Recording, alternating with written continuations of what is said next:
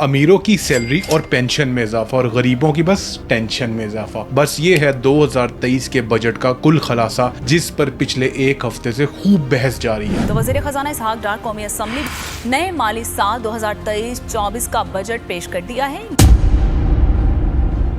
साल 2023 में महंगाई जहां आसमानों को छू रही है, वहीं रही सही कसर इस बजट ने निकाल दी, जो कुछ लोगों के लिए तो खुशी की खबर और कुछ लोगों के लिए तो शोक की खबर साबित हुई। कुछ दिन पहले ये इसहाक डार ने इस साल का बजट पेश किया। इस बार का बजट ना सिर्फ अजीब बल्कि गरीब भी है। कोई न्यू आइडियाज नहीं, कोई न्यू सोल्यूशंस नहीं, कोई प्लानिंग नहीं और कोई स्ट्रेटजी नहीं। बस सैलरी बढ़ा दी गई है ताकि जब इलेक्शन आए तो इनको वोट मिल जाए। That's it. 2023 में महंगाई की शरह 28.1% तक जा पहुंची है, जो हर गुजरते साल मजीद बढ़ता जा रहा है। इसका मतलब ये है कि जो चीज पहले 100 रुपए की थी अब वो 128 रुपए की हो गई है और हर गुजरते दिन के साथ ये ग्राफ ऊपर ही जा रहा है और आवाम के कंधे हैं कि महंगाई के बोझ से झुकते ही चले जा रहे हैं। ऊपर से 14,000 अरब रुपए का बजट पेश तो कर दिया, लेकिन ये 14,000 अरब रुपए मौजूद हैं या नहीं, ये कहां से आएंगे, इसका इंतजाम कैसे होगा और फिलहाल खजाने में कितनी रकम मौजूद है, इन सवालों के जवाब इस वीडियो में तलाश करते हैं। लेकिन उससे पहले बात करते हैं बजट की। बजट पेश करने से पहले इस साल की इकोनॉमिक रिपोर्ट पेश करना बहुत जरूरी है, जिसमें GDP growth, investment to GDP ratio और पर कैपिटा इनकम शामिल होती है। जीडीपी का सिंपल अल्फाज में मतलब ये है कि किस साल में किस मुल्क के बॉर्डर्स में कितनी प्रोडक्ट्स बनी और वो कितने की सेल आई और उस पर कितना रेवेन्यू हासिल हुआ। वैसे तो जीडीपी बहुत इन डेप्थ स्टडी है, लेकिन इतना समझना काफी अच्छा है कि जीडीपी 6 to 8% के बीच में होता है, जबकि हमारा इस साल का जीडीपी सिर्फ 0.29% ही रहा। इन्वेस्टमेंट टू जीडीपी रेशियो का मतलब ये होता है कि मुल्क की कितनी प्रोडक्ट्स में कितनी इन्वेस्टमेंट्स हैं जो नॉन गवर्नमेंट सेक्टर्स की तरफ से हुई।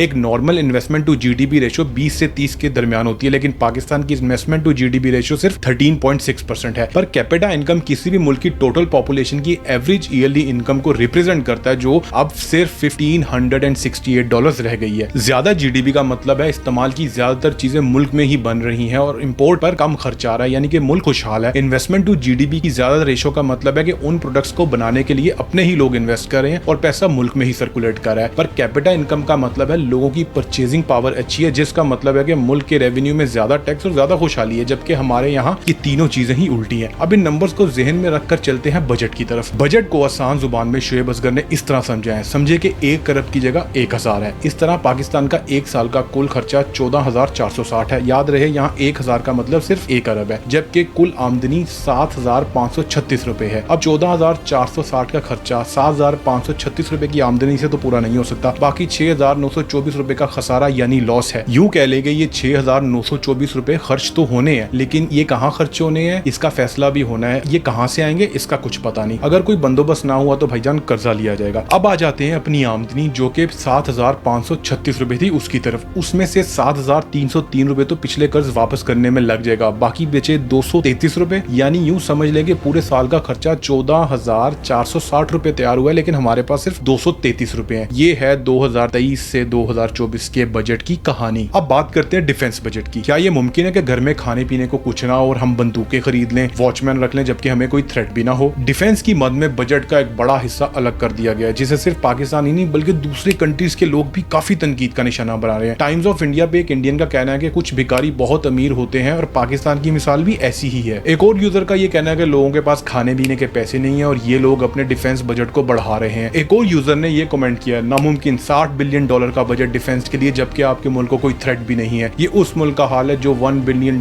की मदद मांग रहा है, वरना लोग बैंकरप्ट हो जाएंगे। चले थोड़े से बजट कंपैरिजंस में आपके सामने पेश करता हूँ। तालीम का बजट 130 अरब रुपए है, जबकि बेनजीर इनकम सपोर्ट का बजट 450 अरब रुपए है। इसलिए लोग साइंसदान नहीं भिखारी बनने की तरफ जाने को पसंद करते हैं, क्योंकि क्विक कैश की हेल्प से कहीं ज्यादा बेहतर है किसी को पढ़ा लिखा कर कमाने के काबिल बनाया जाए। इस बजट से इन्फ्लेशन मजीद 21% बढ़ने का चांस है। इस मुल्क में कोई न्यू टैक्सेस नहीं लगाए गए, जिससे मुल्क के रेवेन्यू में मजीद कमी होगी और अगले साल के आखिर तक हम मजीद कर्जों में डूबे होंगे। एक्सपोर्ट्स बढ़ाने के लिए कोई रिफॉर्म्स नहीं पेश की गई, जिससे इंपोर्ट्स की रेशो एक्सपोर्ट से कहीं ज्यादा रहेंगी और जीडीपी कम होगा और महंगाई बढ़ जाएगी। गवर्नमेंट एम्प्लॉयज की सैलरी 35% तक बढ़ा दी गई है, लेकिन गवर्नमेंट एम्प्लॉयज की टोटल आबादी हमारी आबादी का सिर्फ 15% है। बाकी 85% में से 20% कारोबारी तबका है और 65% आम लोग हैं, नौकरी पेशा हजरात। उनके लिए कोई रिफॉर्म्स नहीं की गई। 10 बिलियन लैपटॉप स्कीम्स के लिए रखे गए हैं हैं, जो कि गलत नहीं, लेकिन इस बजट को तालीम के बजट में शामिल करके तालीम का बजट ओवरऑल ज्यादा किया जा सकता था, लेकिन नहीं किया गया। फ्रीलांसर्स के लिए बजट में $24,000 तक की इनकम टैक्स फ्री होगी, जो कि फ्रीलांसर्स और आईटी इंडस्ट्री के लिए एक अच्छी खबर है, और वो एक सिंपल फॉर्म्स के जरिए अपने टैक्स रिटर्न्स भी फाइल कर सकेंगे। 6 बिलियन रुपए सैलाब से मुतासिर इलाकों के लिए रखे गए हैं, लेकिन ये याद रखा जाए कि सैलाब के दौरान पाकिस्तान को ऑलरेडी $8 बिलियन की इमदाद मिल चुकी है, जबकि उनसे मुतासिर इलाकों में कुछ काम नहीं किया गया। तो इन 6 बिलियन रुपए से क्या हो जाएगा? खवातीन को कमाने के काबिल बनाने के लिए 5 अरब रुपए का बजट रखा गया, और कारोबार करने वाली औरतों के लिए टैक्स में रियायत भी एक अच्छी खबर है। क्या अच्छा नहीं था कि बेनजीर इनकम सपोर्ट की रकम भी इसी में शामिल कर दी जाती? इंडस्ट्रियल डिपार्टमेंट में इस साल कोई न्यू टैक्स नहीं लगाया गया, जो कि एक अच्छी खबर है और बुरी भी। छोटे कारोबारी हजरात तो इससे काफी ज्यादा फायदा उठाएंगे, जबकि जायंट बिजनेसेस से टैक्स ना लेना मुल्क के लिए काफी नुकसानदेह है। हेल्थ मिनिस्ट्री के लिए 13.10 अरब रुपए मिलेंगे, और अगर कहीं ये कम पड़ गया तो अवाम अल्लाह शाफी के वजीफे से अपनी बीमारियों को दूर करेंगे, क्योंकि हमारी टोटल पॉपुलेशन के लिहाज से ये वाला बजट बहुत कम है। इसके अलावा होटलिंग और क्रेडिट कार्ड डेबिट कार्ड से पे करने के लिए अवाम पर एक इजाफी टैक्स लगाया जाएगा, जिससे साफ जाहिर होता है कि लोग अब कैश पेमेंट्स करना ज्यादा पसंद करेंगे और मुल्क को कम टैक्स मिलेगा। अब बात करते हैं फॉरेन मीडिया के बारे में। अल जजीरा में एक रिपोर्ट पब्लिश हुई है, जिसके मुताबिक पाकिस्तान का बजट IMF को सेटिस्फाई नहीं कर पाएगा। अब मैं आपको ये बताता हूँ कि अल जजीरा ने ये क्यों लिखा कि पाकिस्तानी बजट इस बार IMF को सेटिस्फाई नहीं कर पाएगा। IMF वालों के नजदीक ये बजट अच्छा इसलिए नहीं है क्योंकि इसमें गवर्नमेंट एम्प्लॉयज को जरूरत से ज्यादा सहूलियात दे दी गई हैं, जबकि ऐसे किसी मेजरमेंट्स पर गौर नहीं किया गया जिससे IMF का कर्जा वापस किया जा सके। जाहिर है, जब 10,000 कमाने वाला कोई शख्स आपसे 2 लाख रुपए उधार मांगेगा तो आप ये जरूर सोचेंगे कि इसको उधार दे दूं, अगर दूं तो क्या ये मुझे वापस कर देगा? जबकि गवर्नमेंट के नजदीक इस वक्त आवाम को खुश करना ज्यादा इंपॉर्टेंट है, ताकि अगली बार वोट लिए जा सके, क्योंकि अक्टूबर में इलेक्शन आ रहे हैं। इस तरह इस बार का बजट IMF की एक्सपेक्टेशंस और अवाम के बीच में बैलेंस नहीं है, जिस पर एक बहुत इंटरेस्टिंग आर्टिकल इंटरनेट पे गर्दिश कर रहा है। इस आर्टिकल का नाम है Pakistani budget caught between IMF expectations and elections. अब चलते हैं उन सवालों की तरफ जिनका जवाब आपको इस वीडियो में बहुत हद तक मिल गए होंगे। वो ये कि बजट में बताए गए 14,000 अरब रुपए मौजूद हैं या नहीं? जवाब है मौजूद नहीं है। अब सवाल है कि ये कहां से आएंगे? IMF से कर्ज की मद में $2.4 बिलियन